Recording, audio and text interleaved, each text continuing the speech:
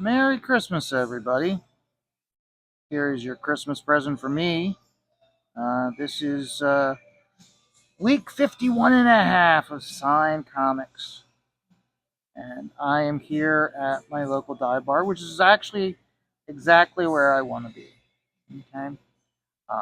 Please don't be like, oh my God, he has no place to go for Christmas Day. No, this is where I want to be.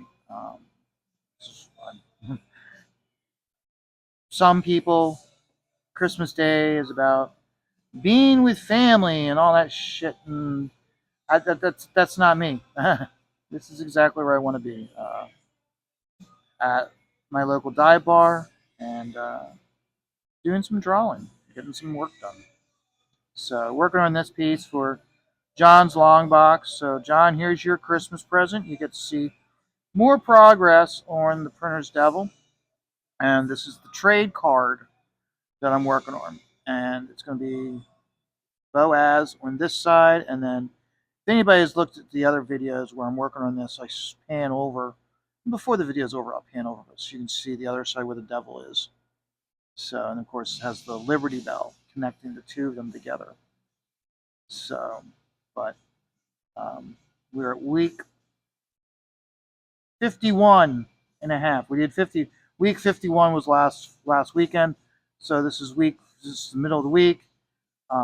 This is week, and because I didn't, you know, because the beginning of the year didn't fall on a Sunday, it's going to be off kilter. So I figured the best thing to do is do week 51 and a half today, and then on New Year's Day, I will do week 52 with the remaining 52, with the remaining comic books that I'm posting for 2025. So we start off with I'm sorry, 347, and it is X-Men Unlimited number 19, signed by Jim Calafor and Mark McKenna. The reason why I picked this one is because it is a story about Nightcrawler and his childhood best friend or girlfriend, significant other, uh, who is a witch. And I always liked these two. Amanda's always been one of those characters where she shows up every once in a while. She's kind of like she's not a mutant, but she's a mutant, a magic user.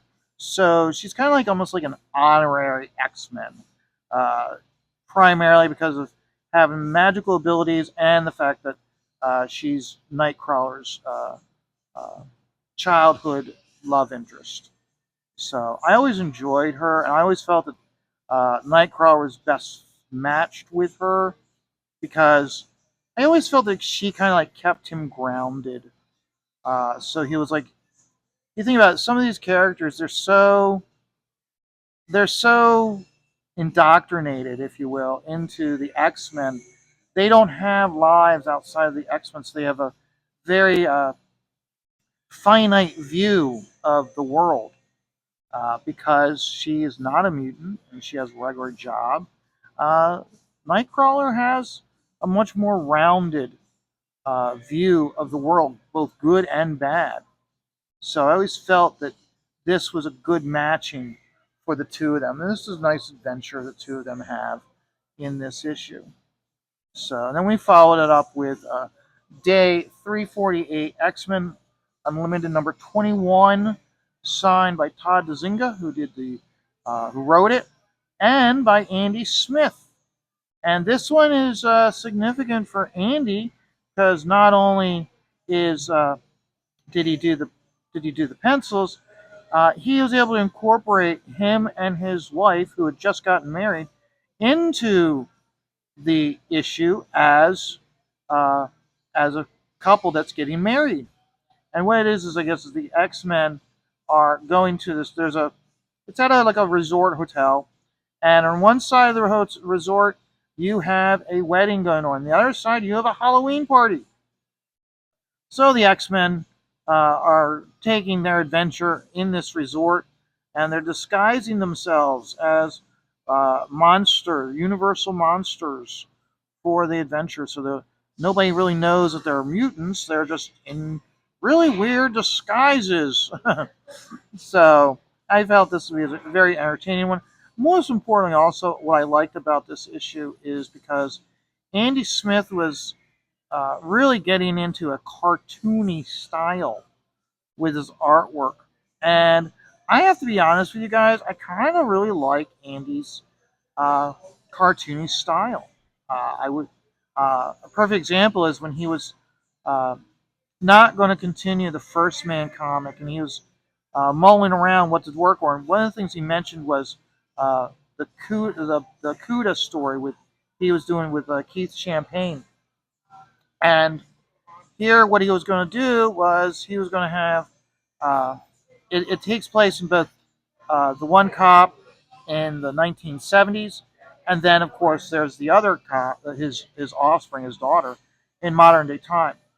And I would have thought that this would have been a perfect example to show different time periods by flexing his two different styles. So having, let's say, in the modern day, more cartoony style and more gritty style for the 1970s. So, and I still would like Andy to do some type of story where he incorporates his cartoony style his uh, with the realistic style that he does. So, well, who knows? Maybe something in the future he will have a project where it's much more suiting for it. We can only hope. And I have to, like I said, I'm normally not one for the cartoony style or slightly more animated style. I think Andy does does very well with it. So, although I will not knock him with his current style when he's doing Cord Wrath, much more of a detailed but gritty. I think he's doing an excellent job with that, and I think honestly, yeah, it's he's doing his. I think it's when people say he's doing the best work of his career, I do have to agree that I think he is because he really is really pushing himself. It's much more gritty, but then also he's much more detailed. There are certain like fight pages in Cord Wrath where I look at it and I'm like, damn, that's like you can tell. I look at him and goes, he's all but doing a George Perez and how he's doing so many people and so much detail in those fight pages.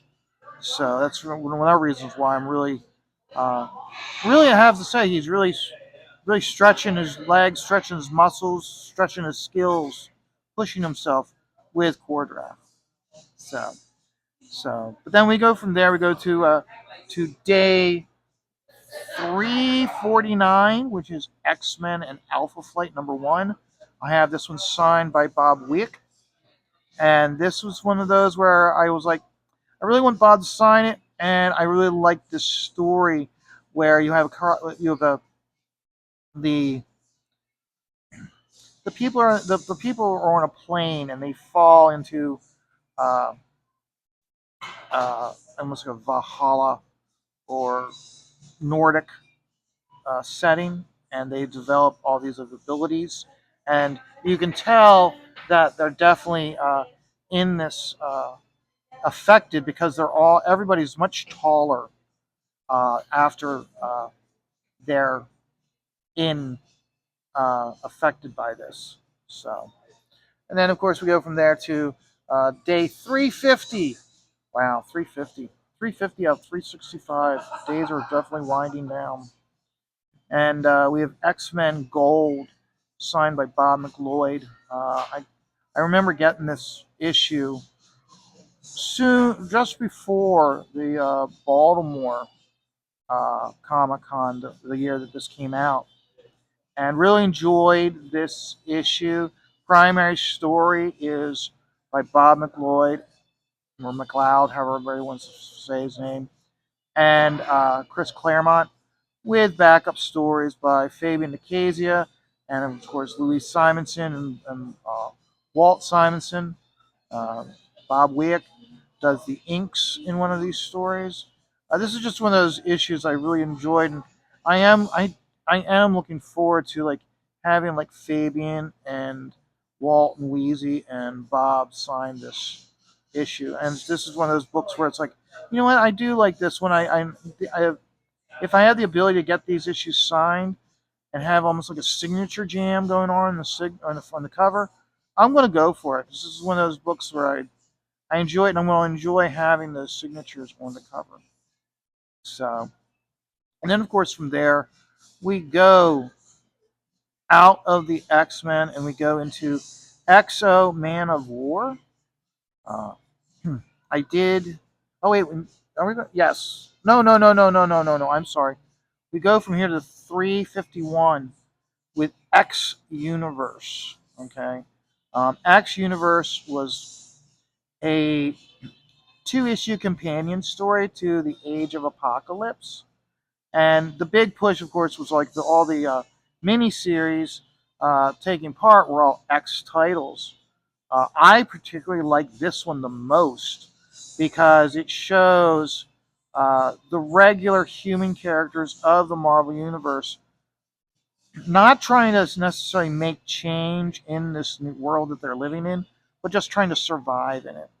And how you have like uh, the Banner, Doctor Incredible Hulk, you have uh, uh, Daredevil, you have Tony Stark, and almost like a mobile Iron Lung costume that he is in, and he doesn't actually have an Iron Man costume. He has basically, like I said, a mobile iron lung that keeps him alive. And you have Doctor Doom without the mask, and he's just a marred face. And again, all these characters are just trying to survive the world that they're in, and I particularly enjoyed that. And of course, this is the first one issue. This is issue 2. I have issue 1 and 2, both signed by Terry Kavanaugh. So, and it's again, I was like, what do I want Terry to sign? He's done so many great stories over his career. This is the one I want him to sign. So, from there we go into the Exo Man of War books. We've got 352 Exo Man of War number 14, signed by Bart Sears. This is where they used Exo Man of War to really introduce Turok. And from this 2 issues that Bart Sears did, he then did, I think, the first 2 or 3 issues of uh, uh, Turok, and then from Turok, starting with issue 4, uh, it was the art duties were taken over by Rags Morales. And I remember, uh, if you look at the letters page with at Turok, people are writing in saying how it's like how like how like this guy's not as good as Bart, and they're like, and Valiant stood behind Bart and was like, hey, stick around with this book. You're really gonna like Rags Morales' artwork with uh, Turok, and they were right. You can really see an evolution of his artwork, not necessarily his storytelling. It does show more with how he got better and better with drawing anatomy and really like putting Turok in these like really contorted positions when he's fighting, and they just work perfectly. And he really stretched and understood that push and pull of how drawing a dynamic pose by utilizing the push pull of animation for the characters. So, and like I said, he just got better and better. So by the time when he got all those kinks out of his system, he learned a lot doing Turok. So by the time he starts working for DC with first Hour Man and then a few issues of JSA and then Hawkman, he was really showing the mastery of his skills. So, but yeah, we've got uh, day. Let's see here, day 353, Exo Man of War number 25, which had incorporated into the issue uh, Armorines number 0. And I like this because here they developed like an arm. It was a mobile armor unit, and instead of having like one Iron Man or one uh, uh, War Machine, they had a whole they had a group of four.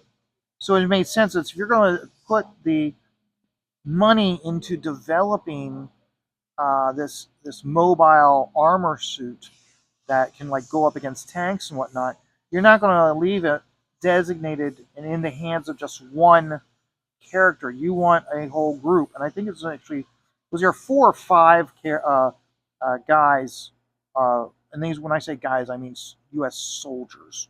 One was CIA, and the others were Marines, and they were part of this group that their job was to work these armor units for the part of the U.S. government, and they primarily a lot of times they went up against unique threats the U.S. military couldn't handle, including they would be the ones calling it to take to action against superheroes like Harbingers or the Hardcore, or even in this instance, taking on EXO.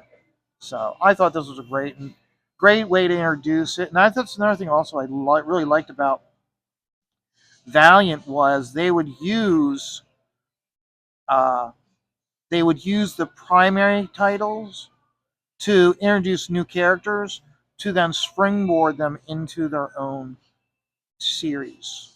And I did like that. Instead of just giving us a new series, they would use the existing title to introduce you to the new character and then, like I said, springboard them into their own series, which gave you the ability to really.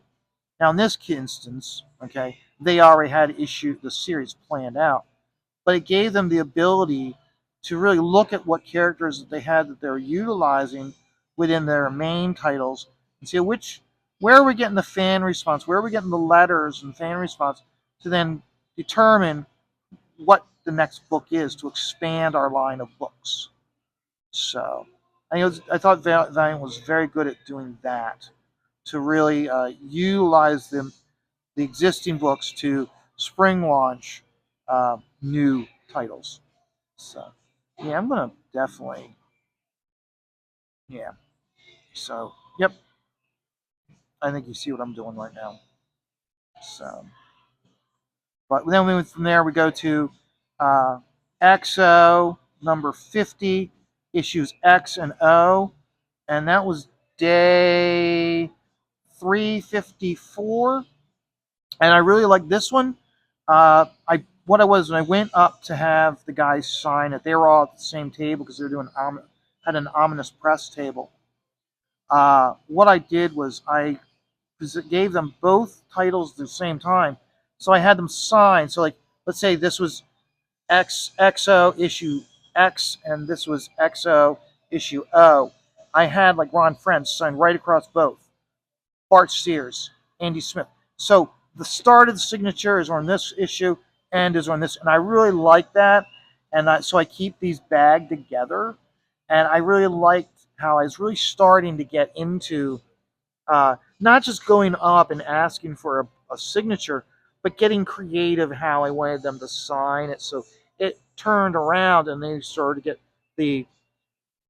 It got into where I was starting to get people to customize or personalize the signatures. And when I say personalize, I don't mean just uh, to Vaughn from Tom Pyre.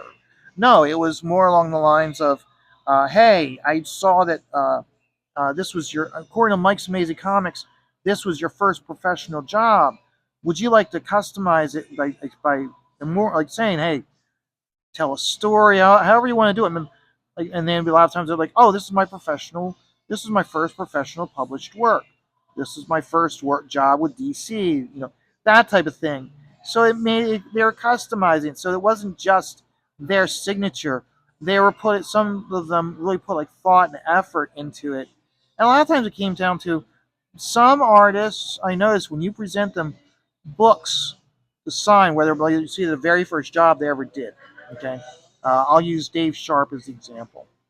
Very first job he did was for Marvel Comics Presents, and I had him sign it, and I had him write on it. My very first professional job, and his wife got all emotional that I was bringing up his very first job from the sign, and he opens it up and he's flipping through and he's like, "Oh man," he goes, "This is so bad." I kind of, I looked at him and I said, "Yeah," I said, "But was it good enough for you to get the next job?" And he was like, "Yeah, it was. Not only was it good enough to get the job, but it was good enough for me to get the next job." And he was kind of, he nodded his head like, "Yeah, you know," and it made it more emotional and symbolic for them, so that they had more of like almost like pride in, not only is this person, this fan, coming up and asking me to sign this book that was their my first job, and making, telling me, "Hey, don't feel bad if you feel that this artwork wasn't at your best. It was enough to get you that first job, and that's what really matters, is you got published. And not only did you got published so it was good enough to get the next job, and then the next job after that." So, and then from there we go into, Young Justice. We get it. We exit the, we leave the X's. We enter the Y's, and the Y's are the last letter that we will be covering in, Sign Comics for 2025. I don't have any Z's, any books with a Z, signed. So, and so, like I said, we go from X, we go Young Justice, and we do, the very first book is, their, Our Worlds at War, and this was one where they kind of, they're fighting the Empirics, I think is like the main bad guy, and here they have to team up with the Linear Men, so they have to travel like into the future, to stop him.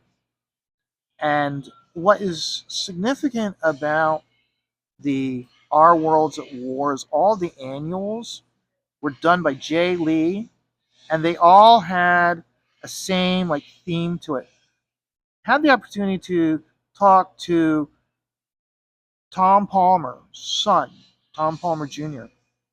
He was an editor at DC, and he said how, like, when they did this event and he was the editor, he he it was Jay Lee was going to do the covers. He took the moment to talk to Jay, and the two of them like discussed how he was going to do the covers. So all of the covers were actually, they went and they got like old, uh, recruitment posters that were used in like World War I and World War II, and that's the reason why all of the covers that Jay does have that nostalgic feel to them, is because he was actually referencing actual, uh, uh, recruitment promotional posters for each book. So I found that to be extremely interesting and entertaining to discuss that with Tom about that. So then we go from there. We go to, uh, Young Justice, uh, special number one, No Man's Land. And basically, remember, we all remember No Man's Land was where the, uh, Gotham City is isolated from the rest of the United States, and the United States has actually written them off, and we're not going to be providing them humanitarian aid or anything. You got to get out of the city. We're not going to be providing any support. People of Gotham are like, we're not leaving. Batman doesn't leave. So basically, uh, like Superboy and Impulse, and then like Lagoon Boy, they travel to Gotham to assist their friend Robin, and in the process, they have to battle, Cobra forces and various other, villains over the course of assisting. And this is one of those deals where it's like, Chuck Dixon, I guess, did the plot for it. It was actually written by Scott Beatty, and, inks were provided by Chris Ivy. So I had those two guys, uh, doing the art. I had the opportunity for both of those guys to sign, so had them sign it, and that was, day 256. Then 356. 357 was Young Justice number 7, signed by Todd Nayak. This was actually like my very first uh, issue of Young Justice I ever bought. And the whole thing where basically the kids are having a camp out and their guardians are all in the cave headquarters that was originally for the original Justice League of America. And it's basically it's being lended out to these kids to use as their headquarters uh, as their parents or slash the mentor figures of these characters are meeting to discuss the guidance that these children are going to have moving forward. So basically, to protect them, guide them, and basically keep them out of trouble. And I enjoyed this one. I enjoyed how we really because this remember because the it started with the boys, Impulse, Superboy, and Robin, and then later on they added Wonder Girl, they added Secret, and then they added also Arrowette. And Arrowette, I think, was like a brand new character that they added for the series. And Arrowette was an interesting character in the fact that she was being pushed into it by her mother. She didn't necessarily want to do it, but she stayed and developed very strong relationships with her friends. And even when she gave up the Arrowette uh, identity, she still maintained friendships with these characters, which I thought was important also. So it's one of those where it's kind of one of those deals where it's like the mask doesn't make the hero. The individual makes the hero with choices they make, and her sticking around to be friends with the team, even though she wasn't going to be a hero anymore, spoke volumes. Because even then, when they did, like I said, that issue that Todd signed, the one shot, Our Worlds at War, which is kind of like an annual for them. Uh, Sissy was Sissy took part in their adventures, even though she wasn't there as Arrowette. She went as an Earth volunteer, part of the medical corps. So, uh, so no, I just enjoy it. I enjoyed this issue. The issue 7 was what really got me into the title. So, and then the thing was, I bought issue 7, but I didn't buy issue 8 or 9. It wasn't until I got up to. It wasn't until they did the Sins of Youth event that I started getting the book on a regular basis. And then over time, I've gone back and like bought them whenever I found them available in dollar boxes. So there's still a few issues of Young Justice I still don't have in the early issues, if you will. So you always got to keep an eye out. So I'll have a competition with Andy Smith as to who can fill the most holes of their collection from the dollar boxes. So, and then of course from there we go to uh, the last day of uh, week 51 and a half, which is uh, issue 25 of Young Justice. And this was a neat one. Had Todd sign issues of Young Justice this last year when he was at the Harrisburg show in Harrisburg, Pennsylvania, the Harrisburg Comic Con. And here I was talking to him, and here what was neat about this issue is Dave, yes, David Peters. David Peters. He didn't want to have the last issue conclude the story. He wanted the story to be concluded in this issue, but then use this issue to get them to their next adventure. So this was like an intro or intermediary issue, or to get them from the one story to the next story. But it was still entertaining the way he did it. So it's one of those it didn't feel like a filler issue between adventures. It truly felt like they we got we're done with the Olympics in Sydney, Australia. Oh wait, we're going to the next, right into our next adventure. Oh, and Secret's like, hey guys, there's this guy sitting outside the spaceship, and he wants to join in our adventures because I said we're going to be beating some people up. And here they show it's Lobo. Remember, Lobo was transformed into a teenager, but he was still like muscular, his muscular badass self. It wasn't until the Our Worlds at War where he gets chopped. Remember how like his race, a drop of blood creates another cesarean, and here in that story, here he basically gets shot a bunch of times. He turns into an army of teenage cesareans that then kill all the parademons, but in the end, they all get killed themselves, and the only one to survive is this rejected version of Lobo, which is like, even though he's just as strong as Lobo, he's like a scrawny version of Lobo, and he referred to himself as Slow Bo, which I felt was pretty entertaining. More importantly, Slobo really, I enjoyed him as a character uh, all the way up to the end of the series when they wrote him out. And that was basically because they wanted to start using the adult badass version of him again, and that because the uh, the series was coming to a close, and they already had ideas for what they wanted to use, like Robin, Superboy, Impulse in the next titles, but they were going to go in a completely different direction with Lobo. So it was a good way to write him out of the Young Justice universe and back into the bad badass that he is universe again. So, but, okay, guys, but that's all the books so far for, and so we've got to finish. We'll do uh, day 359 through 365, and we'll be doing that on New Year's Day.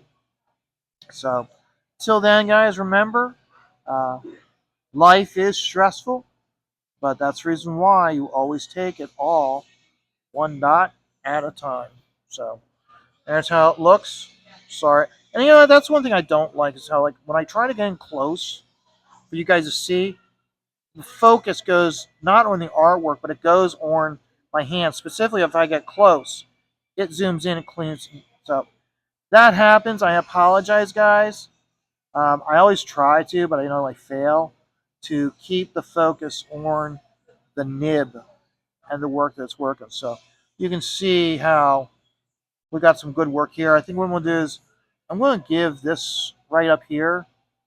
I'm going to do a nice screen of dots here to push that back and then help give these the pop that they need. So I like how that's turned out. So, guys, like I said, I'll see you on New Year's Day. Until then, remember, life is stressful. Take it all one dot at a time.